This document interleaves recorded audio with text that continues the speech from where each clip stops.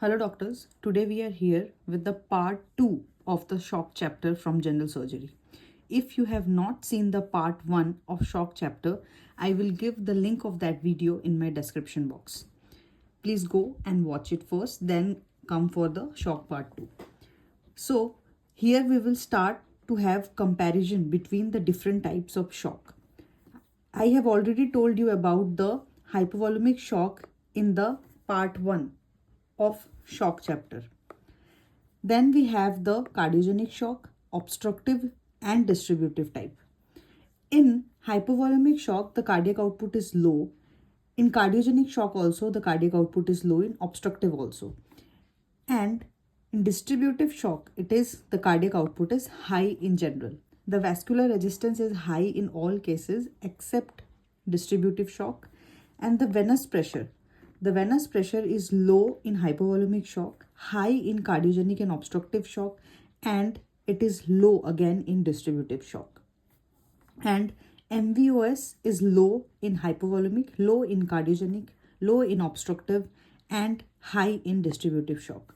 And base deficit is high in all the 4 types of the shock. Remember, cardiogenic shock and obstructive shock, they have similar finding. Cardiogenic shock means the person is suffering from MI. Because of that, if any shock happens, that is known as cardiogenic shock. And obstructive shock is also a type of cardiogenic shock. It occurs either due to cardiac tamponade or cases like pulmonary embolism. Proper feeling of heart is not present in obstructive shock. Therefore, obstructive shock is also a type of cardiogenic shock. Remember this. I have already told you this. Obstructive shock is preload is reduced due to mechanical impairment in the cardiac feeling, and there is improper cardiac feeling either because of cardiac tamponade or because of the pulmonary embolism. Now the distributive shock can be divided into 3 mainly. First one is warm septic shock, second one is neurogenic shock, and third is anaphylactic shock. The warm septic shock is nothing but an hyperdynamic circulation, means blood is running very fast in our body. This is known as hyperdynamic circulation in warm septic shock. Neurogenic shock means there is a spinal cord transaction, means spinal cord has been transected, and as the spinal cord is transected, there is loss of sympathetic tone. And as there is a loss of sympathetic tone, there will be decrease in pulse rate in neurogenic shock. And in cases of anaphylactic shock, it is occurring because of histamine release, and histamine causes vasodilation, and vasodilation causes reduced venous return. So this is the 3 types of the distributive shock. One is warm septic shock, neurogenic shock, and anaphylactic shock. And remember, in neurogenic shock, there is loss of sympathetic tone, but there is no loss of sympathetic tone in anaphylactic and warm septic shock. So I have made a table for this. In neurogenic shock, you can see all the parameters are lowered, that is pulse rate, cardiac output, SBP, PVR, and JVP. All these pressure and cardiac output are decreased. In anaphylactic shock and warm septic shock, there is no loss of sympathetic tone. Therefore, the pulse rate is increased in both warm septic shock and anaphylactic shock. Cardiac output is increased in septic shock, and systolic blood pressure is also increased. You can see that cardiac output is generally decreased in hypovolemic shock, obstructive, cardiogenic shock, even in neurogenic shock and anaphylactic shock, but cardiac output is increased in cases of warm septic shock. And peripheral vascular resistance is also decreased in all 4 cases, and JVP is normal in warm septic shock. Another septic shock that we know is the cold septic shock. Cold septic shock is similar to that of the cardiogenic shock. Cold septic shock will have the similar finding as of cardiogenic shock, that is low cardiac output, high vascular resistance, high venous pressure, MVOS will be low, and base deficit will be high in cases of cold septic shock. And in cases of warm septic shock, remember very importantly, the cardiac output is high and systolic blood pressure is also high. Now we will see the next topic, that is on preoperative red blood cell transfusion criteria. Preoperative red blood cell transfusion criteria: if the hemoglobin is less than 6, probably will benefit from the transfusion.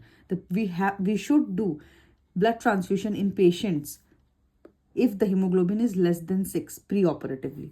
If the hemoglobin is in between 6 to 8 and there is no active bleeding, then there is no benefit of giving blood transfusion. But if there is active bleeding present in the patient, then in the range of 6 to 8, you should do a blood transfusion. And when the hemoglobin is more than 8 preoperatively, transfusion is not indicated in absence of other risk factors. Remember this. This is the preoperative red blood cell transfusion criteria.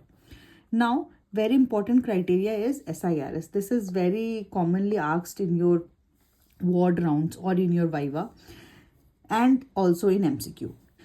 2 or more of the following criteria, if it is completed, then we call it as SIRS. When the temperature is more than 38 degrees centigrade or less than 36 degrees centigrade, or when the heart rate is more than 90 beats per minute, when the respiratory rate is more than 20 breaths per minute. Remember this, more than 20 breaths per minute, asked in MCQ many times. And PaCO2 is less than 32, or WBC is more than 12,000 or less than 4,000, or more than 10% of immature band forms are present. So these are the criteria of SIRS. Remember, temperature, heart rate, respiratory rate more than 20, WBC and immature band cells. These are the criteria. What is sepsis? Sepsis is SIRS plus there is a known foci of infection. Then we call it a sepsis. So septic shock is sepsis plus hypotension. Means patient is not responding to the fluid. The blood pressure is decreased even after administration of fluid. To maintain the blood pressure, you need to start any inotropes. That is known as septic shock. Sepsis plus hypotension, which is not responding to fluid. And MODS is multi-organ dysfunction syndrome. It is failure of 2 or more organ system is known as MODS. These are some of the criteria which you have to remember and very commonly asked: SIRS, sepsis, septic shock and MODS. Now another which is very important for MCQ purposes, that is QSOFA score. This is QSOFA, that is Quick Sequential Organ Failure Assessment Score. Remember this, very important. When the SBP is less than 100, altered mental sensorium is present, and tachypnea, respiratory rate is more than 22 per minute. And if the score is more than 2, it is known as poor outcome of the patient. Very commonly asked in MCQ, remember. In SIRS, the respiratory rate is more than 20 breaths per minute. And in QSOFA score, the respiratory rate is more than 22 breaths per minute. So remember, do not confuse in between two. If it is given that SIRS is having more than 22 breaths, means it is a wrong statement. It is more than 20 breaths per minute. And in QSOFA score, it is more than 22 breaths per minute. And what is SOFA score? SOFA score is Sequential Organ Failure Assessment, where the score of more than 2 with a known foci of infection is known as sepsis. This is a SOFA score, just remember this. Another table is given in Sabiston about the surviving sepsis guidelines. Means in first 6 hours of resuscitation, what are the goals that you have to meet? Number 1, the CVP should be maintained between 8 to 12 mm of Hg. MAP should be more than 65 mm of Hg. Urine output should be more than 0.5 ml per kg per hour. And the superior vena cava oxygenation saturation or mixed venous oxygen saturation, that is MVOS, should be more than 65%. So this is the surviving sepsis guideline. I will repeat for you. CVP should be between 8 to 12. MAP should be more than 65. Urine output should be more than 0.5 ml per kg per hour. And MVOS should be more than 65%. So this is a newly added table in Zabiston. Now what is sepsis 6? Sepsis 6 is give 3, take 3. Remember this. This is also added in the new edition of Bailey. The sepsis 6 have give 3 means you have to give oxygen, fluid and antibiotic. Take 3 means serum lactate, urine output and blood culture. You have to send these investigation in a patient with sepsis. You can remember this sepsis 6 with a mnemonic known as fabulous. F for fluid, A for antibiotic, B for blood culture, U for urine output, L for lactate and O for oxygen, and S for 60 minutes. Means this, when a patient comes to you, within 60 minutes you have to administer fluid, antibiotic oxygen, and you have to send the samples for urine output. You have to calculate urine output, send the samples for blood culture, and send serum lactate. So this is the sepsis 6 criteria.